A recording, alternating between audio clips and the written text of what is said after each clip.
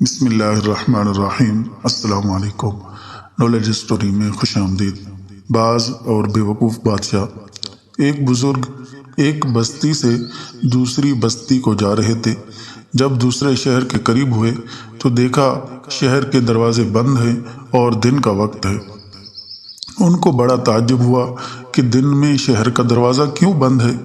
دریافت کرنے پر معلوم ہوا کہ اس شہر کے بادشاہ کا ایک پالتو پرندہ باز اڑ گیا ہے، جس کی تلاش جاری ہے، اور دروازے بند اس لیے ہیں تاکہ باز شہر کے اندر ہی رہے اور دروازے سے کہیں باہر نہ چلا جائے۔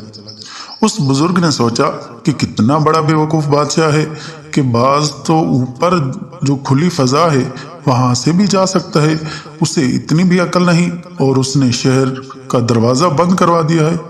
پھر وہ بزرگ اللہ کی طرف مخاطب ہو کر کہنے لگے کہ اے اللہ، تو نے حکومت و سلطنت اور مال و دولت اس بیوقوف بادشاہ کو دے دی ہے جو عقل سے بالکل عاری ہے، اور مجھ جیسے عاقل کو کچھ نہیں دیا۔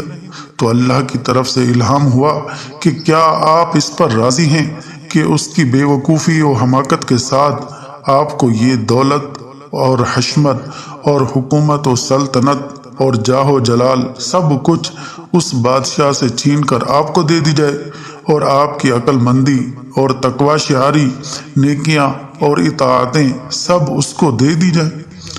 ان بزرگ کو فوراً احساس ہوا اور اللہ تعالیٰ سے معافی مانگی اور کہنے لگے کہ یا اللہ، مجھے تقوی والی دولت زیادہ پسند ہے، اگرچہ غریبی کے ساتھ ہی کیوں نہ ہو، اور یہ حکومت و سلطنت اس کی بے وقوفی اور بے ایمانی سمیت لینے سے تو ایمان و عمل کے ساتھ فقر و فاقہ ہی بہتر ہے۔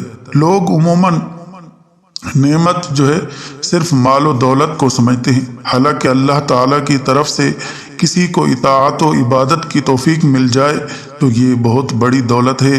نیز ایمان کے بعد دنیا کی سب سے بڑی نعمت صحت ہے، اس سے بڑی نعمت اور کیا ہو سکتی ہے۔ یہ پیغام صدقہ جاریہ سمجھ کر آگے شیئر کر دیجیے گا۔